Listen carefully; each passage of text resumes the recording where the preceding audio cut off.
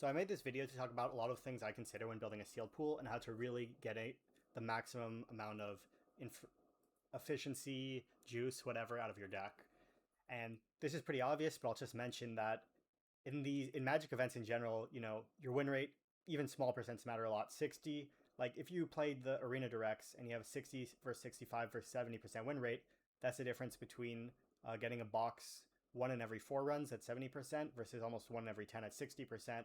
And this is like, or you can say you're 10.5% to get a box with a 60%, where you're 25.5 at 70%, and it's like 17 in the middle. And that's obvious, right? You get a higher win rate, but even the 1% matter a lot. Like every 1%, it gets up almost 1.5% depending on where it is. And again, that's kind of obvious, but it is worth saying because sometimes when you're building a sealed pool, you might kind of rush through the details, and that's kind of trying to frame like getting all the details right matters a lot for getting those trying to get those percentage points. Another thing I've noticed is that sometimes when you're building a sealed pool, you might kind of be like, oh, maybe the last spell doesn't matter that much. Most of what matters are my more important spells, whatever. But one way to kind of frame it is that because you want to win so much to do well at a sealed tournament, the difference between winning and losing a game is such a big deal that those last cards actually really matter a lot. So what I mean is, if you play 8 rounds of an Arena Direct, you're likely to draw a 1 or 2 of in your deck. You're likely to draw 1 of in your deck more than 2 times. That's just based on, let's say you draw 5 lands, 7 spells a game. Whatever, I won't get into it that much, but like if you actually think about how many matches you're playing 8 matches. So drawing a 1 of will actually come up. And the thing is, you have to win a lot of those matches. Anytime you lose is really bad for you. So there's a huge impact on those last cards. And that's what I'll be talking about more soon. So, or about like how to evaluate the last cards is what I mean to say. Another thing I've noticed with Sealed is I feel like it's quite unique compared to the other formats, where building a sealed pool is a pretty unique skill. Like especially because it doesn't matter as much. So I guess there's not that much to say on that, but I guess what I mean to say is, like, if people play constructed, you can just copy a pretty good deck, maybe get a good sideboard guide. Even if you play draft, you can kind of draft's kind of hard to learn, but you can kind of try and know the archetypes when you have a build. Like your deck, what I mean to say is your deck strategy won't often be that confused in draft or constructed, but in sealed, making a cohesive deck is actually kind of difficult because you're making it out of all these parts. Then I want to talk about feeling good about your build. And the reason I put vibe surgery here is that, as I'll get into, there's not really an exact formula, at least for myself, that I use when I'm playing sealed. It's all about looking at all the pieces you have and how they relate to each other. So by vibe surgery, I mean it's kind of the process of looking at how all the cards you have relate to each other so that you're able to build the most efficient, cohesive sort of a deck out of it. And before I start like hopping into decks, I just want to talk about what makes a card good. So, that's a big word. That's a word people will throw around in Sealed. This card's good, this card's bad in Magic. But one of the things about talking about what makes a card good or bad is they're talking about the card in a vacuum, not in the context of your pool or in your deck. Because if you think about what makes a card good, it's generally that it's efficient, like it's it's costed aggressively for what it is. But if you build a deck that isn't able to leverage the fact it's efficient, you won't really get the value out of that. So I'm not sure if that makes sense, but what I mean to say is a mana curve is the easiest way to envision that. And I gave this example in the last video where I said if there's 2 players and one player curves 2-drop, 2-drop, 4-drop, 4-drop, and they played just good uncommons, maybe a rare, just really good cards, the best commons, 2-drop, 2-drop, 4-drop, 4-drop. And the other player goes 2, 3, 4, 5, and they just played more mediocre cards, or some cards people might not even say that's good. The player who went 2, 3, 4, 5 might actually be in a decent position, maybe even ahead if they were on the play.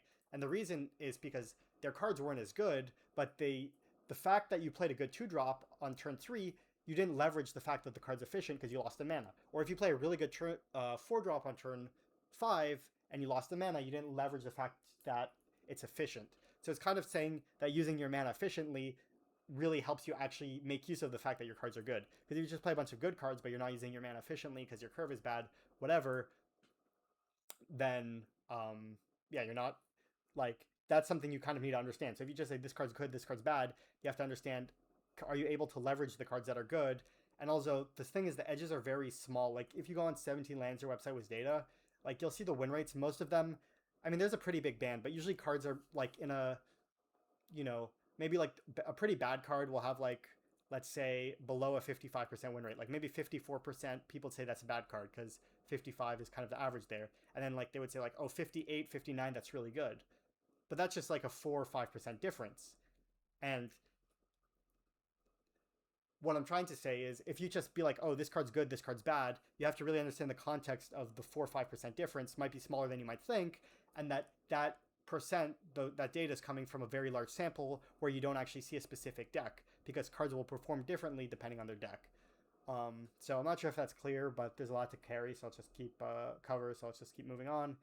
And yeah, that's kind of what talking about deciphering good cards. Like I think one way people can run afoul or get hurt is people will just talk about this card's good, this card's bad, individual cards, without talking about like kind of packages of cards or shells of cards or the ways decks look. Because like if a card is good, that good card has to exist within a deck, and you have to know what the rest of the deck looks like. And some decks will use the card better, some will use it worse. And for a bad card, you know, I would say a lot of being good at limited is understanding how to get value out of quote unquote bad cards by putting them in the right situation or stuff like that. But anyway, so I'll keep moving on. So yeah, one part I want to talk about was just understanding efficiency. Another part I want to talk about is cohesion, which kind of alludes to a point I mentioned in the last video of saying, are you playing a deck that wants to attack or a deck that wants to block? Or you can say, what kind of games do your cards create? So what I mean by that is somebody might say, oh, this card's really good. But that card might be a card that's really good in a deck that wants to attack. And if you're not playing a deck that wants to attack, then you're not necessarily getting value out of it. So like, I can give an example. Since Hobbit's the current sealed format and there's going to be more sealed events, black is, you know, a lot of people consider it the best color, or black and red are the two best colors. But something to understand about black is a lot of the cards are better aggressive cards. So I'll give an example for Golem Silent Slinker. So if you read this card, a lot of people are talking about how this card's really good, or it's way better than it reads, or whatever. And you can read this card. It puts a counter on your creature, gains you life, and okay, yeah, so Golem. So this is a card that people would point at and say, oh, this is an archetypal good card. People say, oh, you play Hobbit, you know, this card's really good. But yeah, you read it, and if you think about what kind of decks it's good in, it obviously is postured pretty aggressively. It puts a counter on a creature that's at its best. The reason it's at its best in an aggressive deck is because if the board stalls, the 1/1 counter isn't as big of a deal. Because obviously you can imagine, oh, if you're playing a grindy or controlling deck, putting a counter on your creature to get just free value seems like a good idea. But a lot of the value of putting this counter means that you can put a creature to enable an attack, or in a short, it's obviously better in a shorter game. And obviously the menace, the 4/3 menace body, like very easy way to say this is that if the board's stalling, Golem's not as good. It's more good if you're trying to attack your opponent to death, and obviously it's okay at blocking, but a 4/3 for 4 that puts a counter, it's not at its best.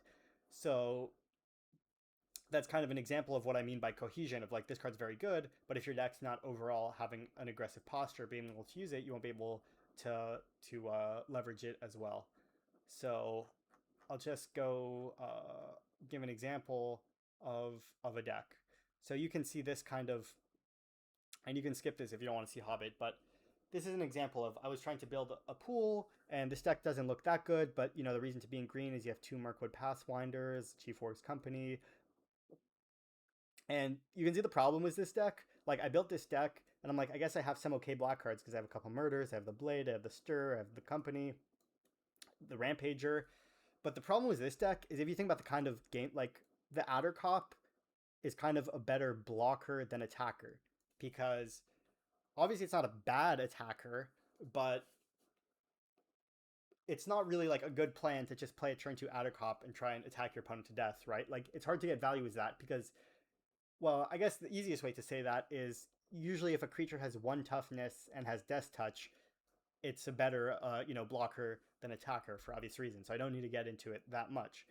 Or another way of saying that is that this card kind of incentivizes the board to stall a little bit.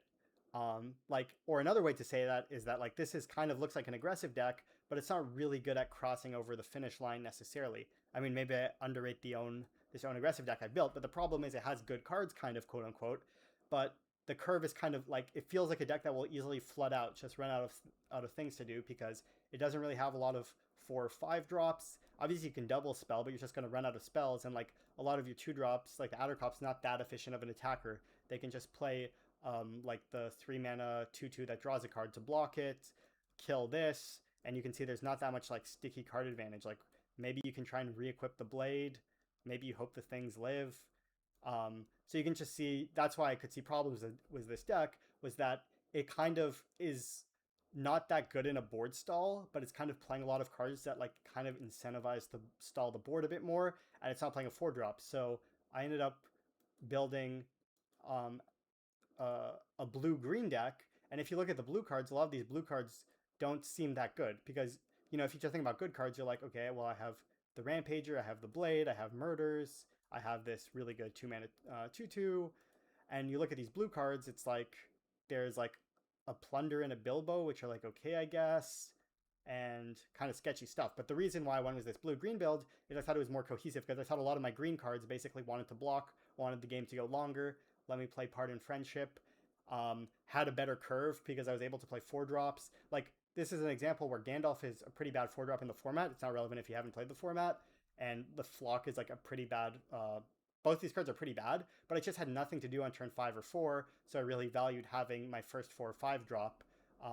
And as you can see, I ended up trophying with this deck. I wasn't expecting to, and I'm not saying it's the ideal build, but that's kind of an example of how thinking about what kind of game your cards want to play and having your deck like not fight itself. Like I felt if I played this deck, I just had a bad feeling. I felt like I couldn't win games because my cards would be fighting itself. Like I didn't really have finishing power. I would just run out of things to do. Whereas in this deck, I had like Plunder and Bilbo and Sylvan Reveler, so I'd have a lot of things to do. I would have like if the game went long, like this could cheese a win, and yeah. And then my mana was good, so I could just splash the Warg. I thought it might be harder. Whereas I thought that like if I play a black-green deck, even though my mana is good, it's not as good at splashing because maybe my curve's low, whatever. Anyway, I'm not saying this deck's built perfectly, but it's just to give an idea of like how I ended up building a deck that I thought's like a little bit unusual.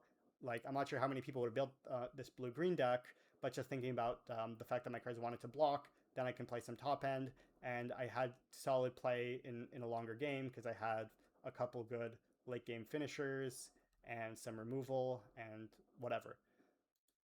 So yeah, let's see what's the next thing. So I guess what I'm trying to say is that was an example that's basically to say that like this is quote unquote technically playing a lot of good cards, but I didn't feel they worked that cohesively well together by understanding what kind of games they create, right? The fact that like a lot of my black cards wanted to attack, but a lot of my green cards wanted to block. And obviously you could say, well, Addercop's not a bad attacker, but it doesn't really want to. It's not.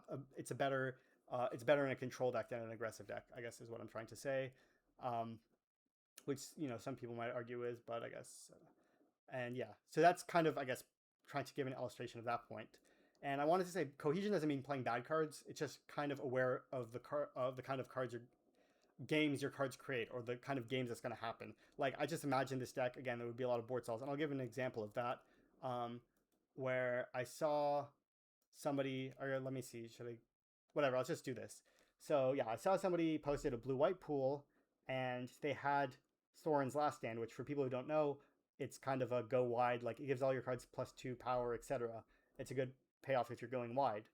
So in some ways you could say, oh, that's cohesive if you try and play go wide cards. But I looked at the sideboard, and I thought there was just good cards you could play. Like there's this elf, this human, maybe even this 4-mana thing, and you don't need to play these go wide cards, because I guess what I'm trying to say is like just because you sort of have a synergy, that doesn't mean the deck is cohesive. I guess I don't know the best way to put that. And I'll also give another example is they also posted this red-white deck and was the same build. And this is where like the narrative of like what are good cards I think can go awry, because people will say, oh, like blue white's like a really bad deck, you should try and avoid it most of the time. But it's like, so they'll be like, maybe I'll play red white, that's more respectable. But I'm like, if you look at the actual red cards, like what's actually pulling them into red here, maybe this Misty Mountain Riders is a pretty good card.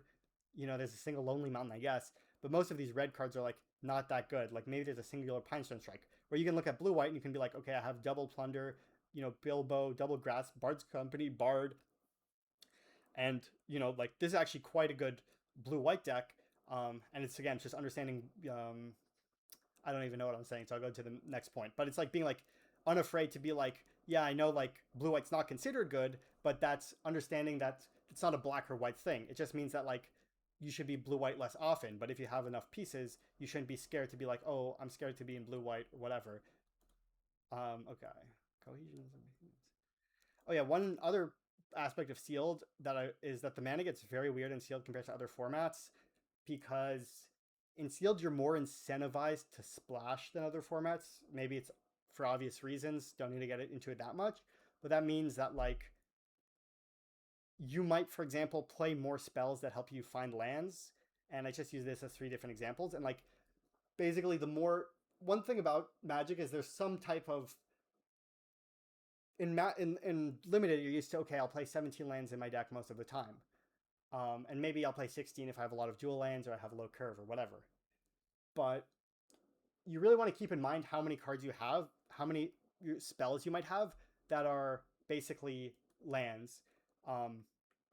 So, for example, it's not the best example, but it's a broad one, is the map. It's like 2 mana, and when it comes into play, it searches for basic land, puts it in your hand. And to be fair, this is a card you don't need to count as a basic land exactly, because it has a loot ability, so you're not necessarily going to flood with it. But what I mean to say is there are certain types of spells that basically all they do is get you mana in play. You can imagine Soul Ring, Moxes, whatever. And when you add those spells to the deck, you want to think about how it changes the fact that you might have 17 lands. And what I'm trying to say is, because in sealed, you're more pushed to splash, you might end up playing more spells that function as mana sources. So you want to kind of be, you know, open-minded to being creative with weird mana bases and being aware that they all change in different ways. So for example, all of these don't really exactly replace a land. Like, and I'll talk about them briefly just to give an example of how different spells impact your mana and the kind of decks they're good in. Like Giant's Boulder, this is a kind of card that a lot of people might think is bad, but if you're playing a deck that has 4 colors, obviously it could be pretty good. But specifically, if you're playing a deck that's good at hitting its land drops or good at ramping, then the 7 mana destroy mode becomes more realistic, and it becomes more playable. And also, if your deck hits land drops and is controlling, you're more likely to get to the late game, and you might need a Giant's Boulder type of effect. Where Old's Rush, this is a very ironic form of mana fixing, because while it finds you your color immediately, in a way it pushes you further away from hitting your land drops, because you have to like discard a card, like you skip your draw step, right? It's almost like a Arboreal Grazer or a Mox Diamond kind of effect. So in a way it bumps your mana, but it actually pushes you further away from hitting your land drops. But for example, if you're playing a deck that has a synergy with it, for example, there's cards that say when you attack, do something, then the bird gets better, or if you have ways to put counters on it. So being aware of like, okay, Boulder, like that can give you an idea of like when the bird gets a little bit better. And the Grey Dog's kind of interesting because it makes a treasure for 3 mana, but that's one-time use. So, you know, that also factors differently into your mana base. But anyway, I'll just keep it quick with the mana gets weird. Basically, mana gets weird because you want to splash more, which means you might want to play more spells that help you fix your lands, which means weird things might happen to your mana where you might play less lands. And like you have to be aware of flooding. It's basically a long way of saying like be aware of the way that these cards affect that. Then paying attention to the tools.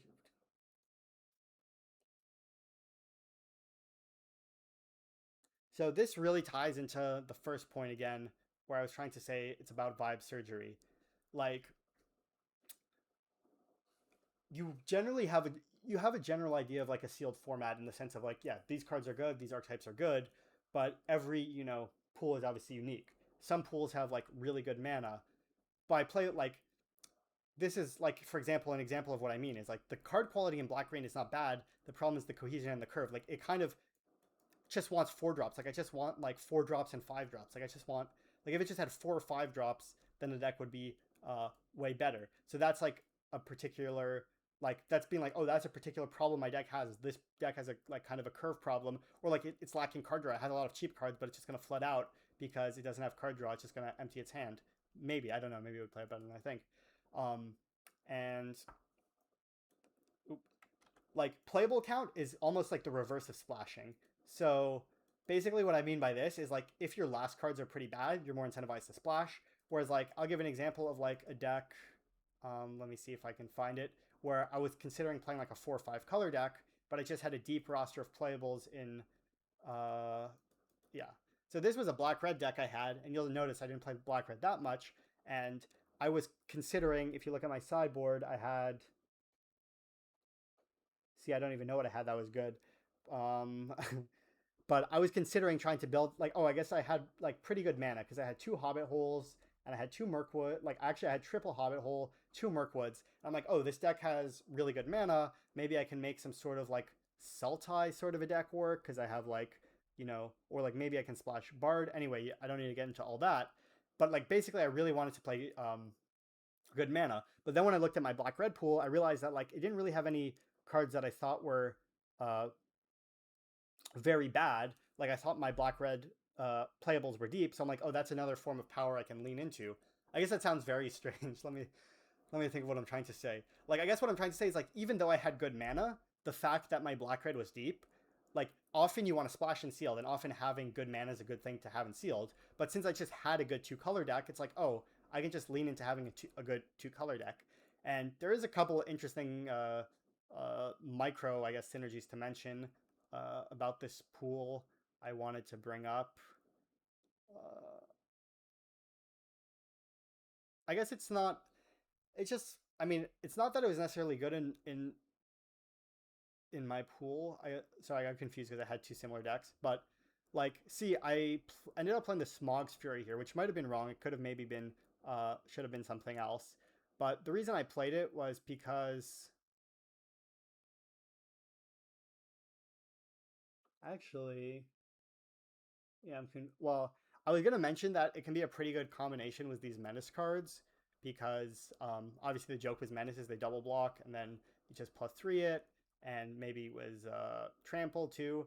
But honestly, in this deck, anyway, that's beyond the scope of the video. However I built this deck. But yeah, so we'll.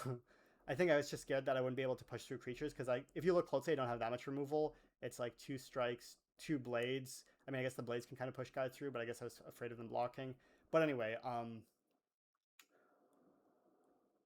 yeah, la la la la la. Okay, let's get back to the video. But basically, the point of that was to say that like being aware that like okay, I guess it's all kind of things I touched on. Packages, that's another concept Jason Yee wrote about, and if you go to their website, I guess I'll put a link in the description. They have a whole article about sealed packages, which just means having certain cards that play well together. Like I kind of mentioned, like a specific packet of cards might be like these are aggressive cards they want to attack, so maybe I can make something work like this. Whereas this, for example, you might be like, oh, maybe my green cards they're not good at attacking, they want to be more defensive. Maybe I can try and find like a black deck that wants to attack because these are kind of like more aggressive cards. So that's kind of what I was going with there. Then yeah, I guess I'll just try and go over a bunch of random pools and talk about how I think these concepts fit into it in the way I built my deck. So let's see. Dun, dun, dun. Yeah, so I showed that deck. What's this? So yeah, this was another pool that was kind of deeper, interesting, and I actually managed to trophy with it because it might look pretty bad to some people. But this kind of goes over some of the concepts that I was talking about. So the part of what was interesting about this pool was I have 2 Mirkwood Nurturers, which is the card that picks stuff up. And at first I was like, you can notice if you notice the red cards I actually don't have very many red cards, and they're not that good, right? Like I'm playing 2. Like if you're like, okay, what are my red cards that are actually good? It's like two Misty Mountain Riders and a Pinecone Strike. So I guess that's plenty. And then it's like I have 2 Ragged Short Spears, which isn't that great. This card's kind of fillery, I guess, and this card's like okay. And at first, I was actually building kind of more of an Esprit deck because I had, two Rage into Valley, which is pretty good, two Stony Voice Goblin, and I was like, oh, I'll just use, Mirkwood, and I can pick up Stony Voice Goblin. But as I thought about it more, I realized that Short Spear is actually kind of nice with Mirkwood because the Short Spear actually digs towards the Mirkwood, but also the overall way my deck was built was I was really interested in drawing cards because I really wanted to find my rares, and this was just kind of like a classical control deck that wanted to dig towards its basically 2-for-1. So I realized like, oh, even though Short Spear is not usually a very good card, it actually plays kind of well in my deck because I have 2 Mirkwood and it helps me, it makes this card better, but also it just helps me dig towards, like it helps with the fact that my mana is kind of awkward too because I'm playing a 4-color deck. So obviously playing looting effects or rummaging effects can help because you can discard a card if you can't cast it or discard a land that's of the wrong color. So yeah, and it was just kind of being aware of like, okay, like being aware, and also with the thrush, like I ended up playing the bird here because I had 2 of these, so it was very good with that, or it's even okay with that, but that's not like obviously a very big combo. So I guess I'll move into the next deck in a second, but that's just to give an example of like how I was like, okay, I'm gonna play like a blue-red base deck, even though I don't actually have that many good blue-red cards, and on theory I have more good black cards, like I have Head of the Hunt and all those things. But I was like, I really want to play towards my Mirkwood, and I actually like the cantrip because I think cantrips can be better in controlling decks or whatever. And yeah, so then let's look at another blue-red deck. Okay, so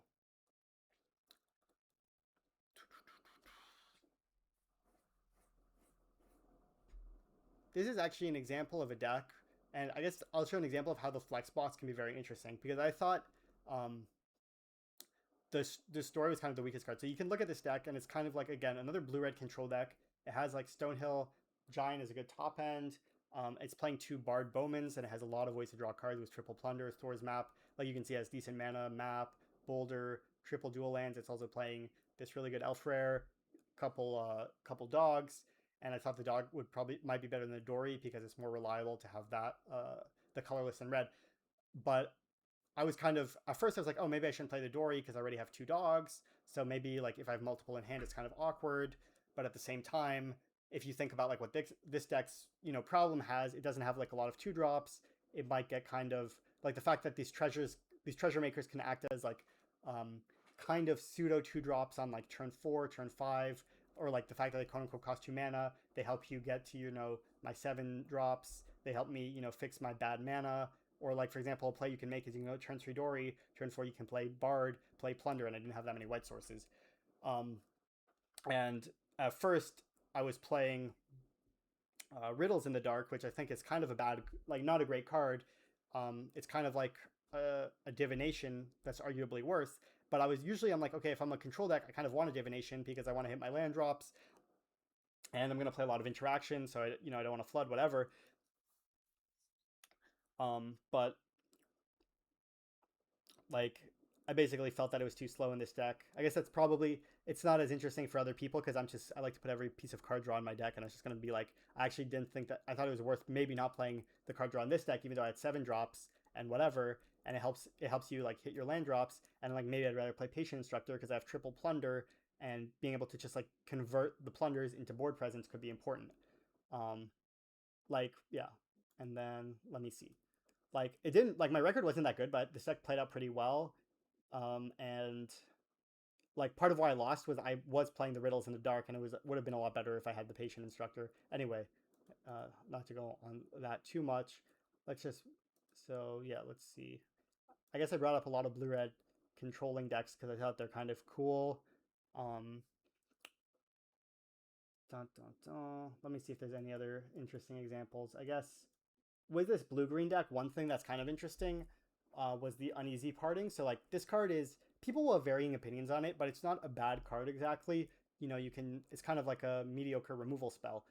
And I have a lot of cards that people would consider actively bad. Gandalf, Flock, but the reason that I didn't put uneasy partings in this deck was because I was looking at my cards and I'm like, I had so many like Addercops and Quarrels that I was like, if my hand's just like a bunch of Addercops, like I would rather have this Flock than the Partings. I was also a little bit scared of decking because this deck was like very low on win conditions and had a lot of card draw. But it was just kind of like, again, I was imagining how the games would play out, and I'm like, I have a good amount of blockers, Mirkwood, Enchanted Thing, but I'm kind of lower on ways to actually close out the game. So that's why I was like, okay, maybe I actually don't want the partings because I have all these quarrels. I mean, maybe I could have cut a quarrel for a partings, honestly. Not sure about that. But the quarrels actually played out fine. But anyway, um obviously because I guess it was one of my few trophies. But yeah, I thought that was kind of an interesting choice, like the fact that I played the flock over the partings. Maybe it could have been over a quarrel, I don't know. Like, and again, that's just the subtle reason of like kind of wanting a creature, not really having 4 drops, and yeah. So and I do remember playing some games when I ran out of deck cards, creatures in deck for partner friendship, because as you can notice, there isn't that many. So yeah, I'll see. I guess if people are bored with this, they can skip ahead. But I guess I'll go over a couple interesting decks. I guess I should have mentioned it at the beginning. Was the rares. I guess I'll put in the comments or like a timestamp. But I think like one of the easiest mistakes you can make in sealed, and I made it a lot this last week, is like you have a rare and you get very cagey with your rare. You're like, I don't want to play it into removal. I need to hold it, whatever. But it goes back to what makes cards good. They're efficient. What makes a rare good? It's efficient. And there were games I was playing where like I would have like Bards Company in hand, or I could go for Bards Company, but I would be like, no, I don't want to play it because maybe I can even get a game replay up here, I guess. Dun, dun, dun. Let's see. Is this deck done with? Okay. I'll get a game up here. It must have been, was it the last game? Yeah, I think the last game I played this game pretty badly. No, this was the wrong one. This one. Okay, so was it? That would have been, sorry. La la la. This one. Yeah. So great hands. The scry was very difficult, but I'm not gonna get into that much because it's not the point of this video, I guess. Actually, I guess it kind of is. So yeah, I played turn 1 Boulder, and I remember I was taking a screenshot, sending it to my friend to say, look, Boulder is good here, because there was a lot of debate if it's good or not, or I said classic Boulder moment. So yeah, I see a second Bards Company on top. Obviously, I'm going to bottom the Stone by Stonelight, but there's kind of a question of like, do you keep the Bards Company? Because obviously I'm really looking for lands, but obviously Bards Company is a very good card. And this is where it breaks into why is Bards Company good? Because it's efficient. So it's like, okay, like let's say I keep Bards Company on top, right? Then next turn I'm going to go turn 2, and let's say maybe I play Owen the Brave. Basically what I'm trying to say is keeping Bards Company on top makes me less likely to curve out, and if I'm not going to curve out, then I'm losing on some of the power. So let me try and think of a way to put that, because I can imagine a lot of people being like, oh, just keep it because it's broken. And I think it's very close. I think it could be fine to keep the Bards Company. This is the kind of decision I basically would rope out on, got close to roping. But basically what I'm trying to say is like,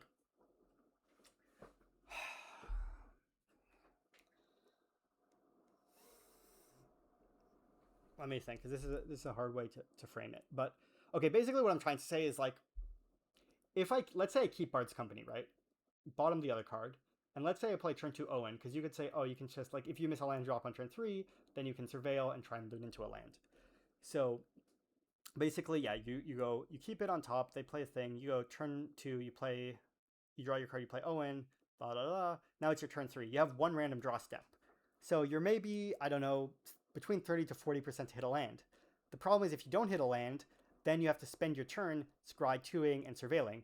So you're basically kind of like wasting your time, like you're wasting mana. And it's like, why is this card good? Because it basically cheats on mana. Obviously, it's also good because it's just, gives all your creatures +1/+1. But part of why it's good is because it cheats on mana. So basically, if I keep this and I'm just being mana inefficient, then I'm losing some, like, you see what I mean? I'm losing real value because I could have spent my mana more efficiently on cards like Bilbo or Dory if I draw it. You can even see I could go like turn 2, whatever. And also I get completely blown out if, like, let's say I play turn 2 Owen and then they remove it. Like, another situation this goes bad is I play turn 2 Owen, then they kill my Owen, and because I was like, oh, I can surveil and do it, and like, let's say I miss on a land, and then I end up just spending my whole turn surveilling, pass back to them. Then they play a 3-drop, and now I start being behind. Basically, the very easy way to frame this is I'm like, I already thought I was in a solid position, and I thought my cards were good, and I already thought I was good on card advance. Like some of my cards were slow. Like Bilbo is a good card, but it's slow because it's basically 3 mana cycles, draw, put a card into play. So like it gets worse if I'm missing land drops, and like also I have the Boulder in play. I don't really want to miss land drops because I think I have a good chance of getting to 7 mana with Bilbo to draw me extra lands and Dory to potentially whatever. But I think it's a hard choice anyway. But this is again to say that like some people might look at this and they're like, oh, Bards Company, that's one of the best rares in my set. I can do double. I should just go for it. And again, I'm not saying that I'm right to bottom it, but that's kind of the logic of why you can, when you look at the big picture of why is it good, it's good because it's efficient. Maybe I could be more efficient by doing other stuff.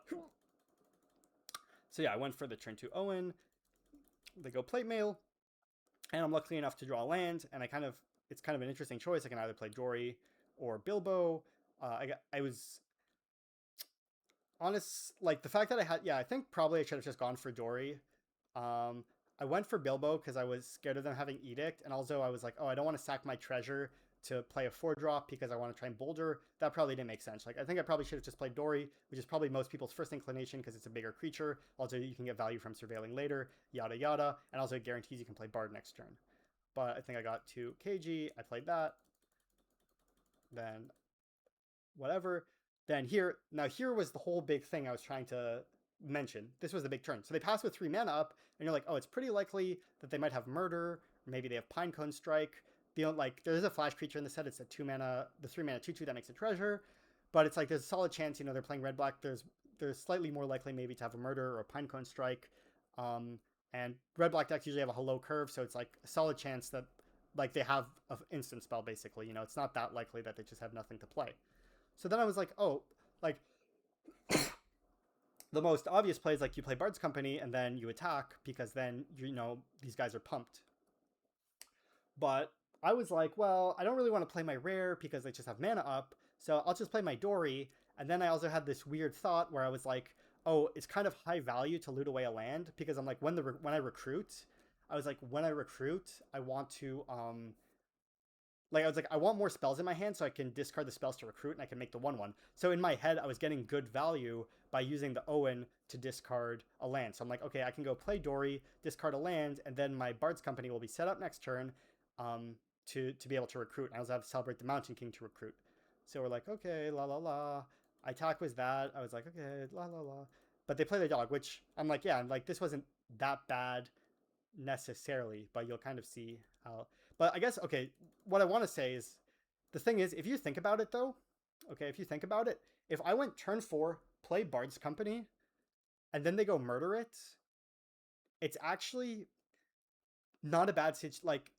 You can ask, is that actually a bad situation for me? Because then I attack them, they go to 14, I have a 1/1 in play, and now they have no board. If they play another creature, if they play a good creature, I can celebrate the Mountain King it, and then I'm getting close to Boulder, right? So okay, so let's say I go Bard, la la la, they kill it, attack. Basically what I'm trying to say is even though it's pretty likely they have Murder, it might actually be a good situation because even though I said, oh, the dog's not that big of a deal, it actually might be if you really think about it, because if I play Bard, again, they have no board, they go to 14, I have 5 power in play, they only have a 2/1, I untap, they play a card, and I can either remove it, or I can play a Dory, maybe I discard it, whatever, and then set up for the Boulder. So when I thought about it, I'm like, oh, actually it would have been good to just play this Bard into whatever.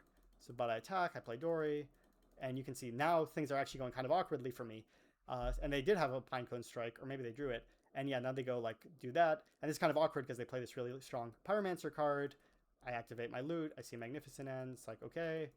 Then they attack. And I chose not to block because I could have blocked, but I was like, okay, I can maybe give it +1/+1. Or maybe, I don't know what I was thinking. So here's the next interesting choice. Again, now I can just go for Bards Company, and I could, again, potentially try and attack them because I have, I can attack them for 7 damage and put them to 9. And if they, attack me, then I can potentially, Magnificent End. Or again, I could try and play more defensive because I have Gandalf play towards that. But it's kind of awkward because here you can see, in a sense, it was I didn't value land drops. But you can see now that I'm drawing 6 drops and stuff, it's oh, spending mana to just loot away my lands when I could have just played better 4 drops might have been a better move. I guess I'm not being that clear with what I'm saying here. And also, it's like, okay, how scared am I of the Noisemaker? It's like, well, they probably can't. It's not like they're playing a deck with a million cantrips. Like, if they keep growing this, then I can just Magnificent and this, whatever. But I got kind of tripped up because I'm like, oh, it has flash if I have a human. So I'm like, oh, I could celebrate the Mountain King, kill the Noisemaker, next turn try and flash this in. But that was just kind of, I think, not great thinking, because spending 4 mana to kill their 2/2 that already got the value from massing, and they probably, even if they mass it more, I don't care that much because I have a Magnificent End, was kind of not a great idea. Like, even if they play 2 spells, which I guess is pretty bad. So yeah, I do that, and you can see it's not efficient. I'm spending 4 mana to deal with a 2 mana card, so it's just, that's how I'm falling behind. And I attack, I don't know what I'm thinking. They do this, I'd probably hit them with a nice in the chat. And yeah, here, just pass to them. Yeah, I guess my plan was to... I thought about main phasing it, but whatever, I'm not going to go that deep. And yeah, I flash it in. I have some good blocks. My guy actually lives, but they have Fern. This is a Giga blowout because now I can't... I guess, yeah, I could have just Magnificent ended this, but no, then this gets Menace and I'm dead. So yeah, I basically get screwed by the Fern killing my Boulder. And you can see I had a pretty good draw, but it's like, okay, I was like, what went wrong? Like, their draw was okay. Like, they had a pretty good finish in the end there when they went Gandalf into Fern, and they had like this guy, and they had like the 2/2 whatever. But you can have seen that, like, if I just played more for being efficient, it would have been better. But instead, I was being scared with my rares, and even though I had a game where I could have potentially gone for double, because I was even thinking like I could have even gone for the double thingy, I ended up losing. And I think if you break down why I lost this game, it's because I did a couple inefficient plays. Like, I was like, oh, I was scared of them having removal, when if they had removal, it wouldn't have even mattered that much. And you can see the fact that I like was discarding lands was kind of, I mean, obviously I drew new cards, so it's kind of a weird argument. But anyway, like, you can see if I cast the 4-drop, even though they would have Pinecone Strike this, I would have gotten like the bigger hit in, I would have had the 1/1, and I would have been able to like be more mana efficient later, because now I would have been able to potentially go play Dory plus play Magnificent End, right? Where now I couldn't double spell was the end. But anyway. So yeah, that was an example of that. Then let's see, do I want to talk about any other sealed decks? Yeah, I was talking about how I thought this was really interesting because I'm like, I thought having multiple of these like treasure makers could be awkward if I have too many in the hand, but then in the end I'm like, oh, it's just too important because my deck's tempo is bad, and like just fixing my mana and like helping me ramp to my 7-drops is good enough. Yeah, I just build up a lot of these like blue-white control decks, like blue-red control decks, because they're interesting. This was probably one of my most interesting pools because I actually played this was actually a 43 card deck, and it could have been 42, but the reason I played 43 was because I had triples. Like, I had a lot of cantrips, so many cantrips that I felt like I needed more spells, and I actually felt the cantrips were kind of good. So let me say what I mean. So I had a Mirkwood to pick up the Spear, so that's one synergy. I have the Noisemaker, so that gives me a cheap way to trigger the Noisemaker. That's another synergy. I have like a couple flashback spells, like a Tidings and a Plunder. I have the Lonely Mountain, and yeah. So you can see I have like a little bit of synergy. So like the short spirit's like getting some extra value. Then let me think, how do I try and put it?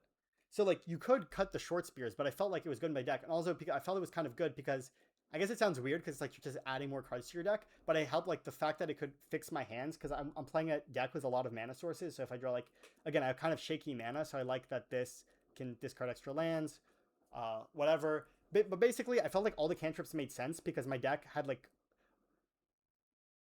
I wanted to play a lot of cantrips, and if I didn't go above 40, I felt my deck would just deck.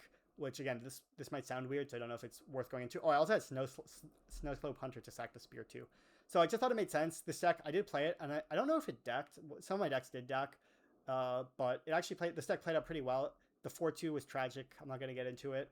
I guess that's everybody when they lose, but I think it was like a literal misclick. Oh no, it was a rope. It was a rope. I disconnect rope. I did request a refund for that. I guess I shouldn't say that. But yeah, I literally disconnected, and when I reconnected, it literally passed my turn. And I guess it's outside the scope of the video, but I sent in the screenshots of like 17 lands, because I guess anybody could just say that. But I sent the screenshots where you could see that like it literally just skipped my turn. So like it would make no sense. Like I wouldn't just skip my turn and whatever. But anyway, like I would have probably anyway. That's irrelevant. And yeah, this is again, like you can see I played a lot of control decks of just being like, I have like, you know, like this was a weird deck, partly because Bilbo was like one of my better cards. I didn't like Thrush that much. And again, you can be like, oh, you O2, like what are you talking about, you troll? But like I think the games were winnable. I guess it might sound like hope to people, but like you can be like, how am I getting value with Thrush? It's like I have Bilbo to swap it, and I don't know. I have pretty bad mana, I guess, because I wanted to play these white cards and my mana was just not that good. And yeah, I don't even know what I'm saying. I mean, I guess you can put counters. This actually doesn't matter. This card's like, there's a reason it's like plus 5%, not plus 20%. Like you do need, it's almost closer to 6 drop. But anyway, yeah, I think I went over a decent amount. Kind of got meandering at the end.